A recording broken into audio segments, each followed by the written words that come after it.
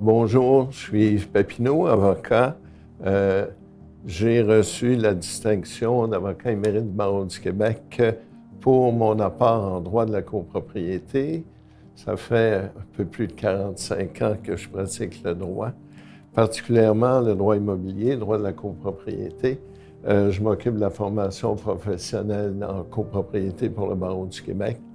Et je suis membre aussi au conseil d'administration du regroupement des gestionnaires et copropriétaires du Québec et d'autres associations. Et on m'a demandé de vous entretenir sur les promoteurs immobiliers, ce que vous devriez savoir. L'important, regardez ce que vous achetez, assurez-vous d'acheter d'un promoteur respectueux de vos droits, vérifiez la déclaration de copropriété, vérifiez les alentours de l'immeuble où vous voulez aller demeurer.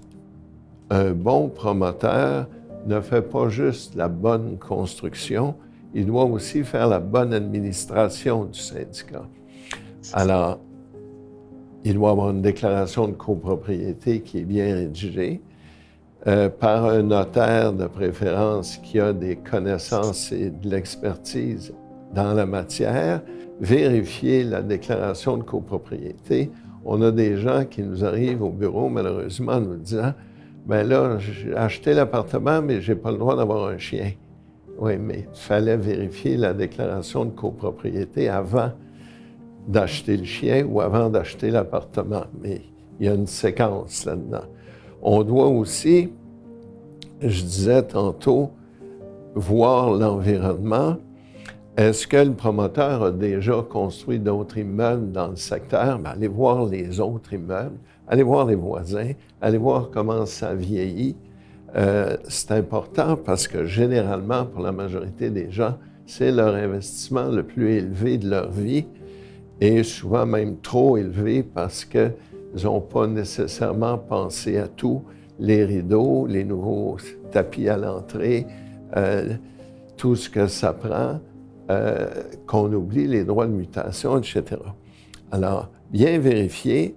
Le promoteur, normalement, qui est un promoteur respectueux et compétent, va s'assurer de vous fournir ce que la loi l'oblige à vous fournir. Alors, dans un premier temps, le promoteur doit, une fois la déclaration publiée, opérer le syndicat. Il ne doit pas gérer l'immeuble avec son compte de banque à lui ou faire les transactions en disant « Ah, ben là, je vais payer le laveur de tapis, puis je ne payerai pas mes frais de condo. » Il doit y avoir un syndicat qui doit être géré comme une entité juridique différente du promoteur. Donc, le promoteur doit ouvrir un compte de banque pour le syndicat. Le compte, ou deux, là, si on veut en avoir un pour le fonds de prévoyance ou pour le fonds d'opération. Et l'idée, c'est que le promoteur doit contribuer suivant les unités qui lui appartiennent tant qu'elles ne seront pas vendues. Alors, le promoteur doit payer au syndicat et c'est le syndicat qui va payer le laveur de tapis ou la sortie des déchets, le concierge ou tout ça. La même chose, vérifier l'assurance.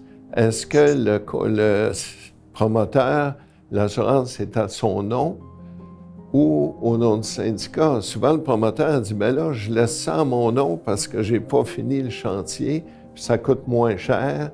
Mais le problème, c'est que s'il y a un sinistre, l'assuré, ce n'est pas le syndicat, c'est le promoteur.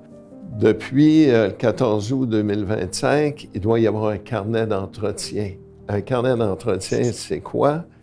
C'est un carnet, c'est un petit livre, une liste, ça dépend de votre syndicat, ça dépend de la grosseur, qui dit ce que vous avez à entretenir dans l'immeuble, quand vous devez l'entretenir, comment vous devez l'entretenir. On va arriver aussi au coût de cet entretien-là. Alors, si vous achetez une unité, une fois que vous aurez vu le carnet d'entretien, vous allez comprendre que les frais de copropriété, ça ne peut pas être 100 $ puis 200 $ par mois. Vous allez voir aussi l'étude de fonds de prévoyance qui est obligatoire.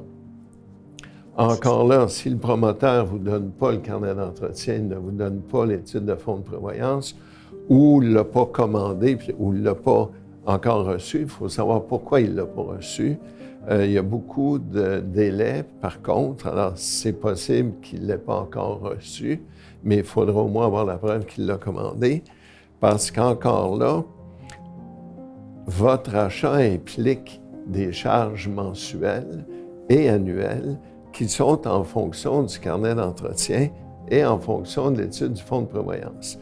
Alors, je disais que le carnet d'entretien, c'est qu'est-ce qu'on doit entretenir dans l'immeuble. Le fonds de prévoyance, c'est combien ça va coûter faire l'entretien, combien ça va coûter faire les réparations majeures, combien ça va coûter faire les remplacements, combien de temps le tapis va avoir besoin d'être changé dans les corridors. Les fenêtres des appartements, généralement, sont toutes des parties communes. Alors, est-ce que c'est prévu 25 ans, 30 ans? Est-ce que vous allez cotiser suffisamment pour avoir l'argent rendu au bout de 25 ans? C'est sûr qu'il y en a beaucoup qui n'aiment pas ça, payer d'avance, mais de plus en plus, les acheteurs regardent le fonds de prévoyance. Alors, si un jour vous vendez et votre fonds de prévoyance n'est pas suffisant et conforme à l'étude, vous allez avoir des problèmes à vendre ou vous allez être obligé de réduire votre prix de vente.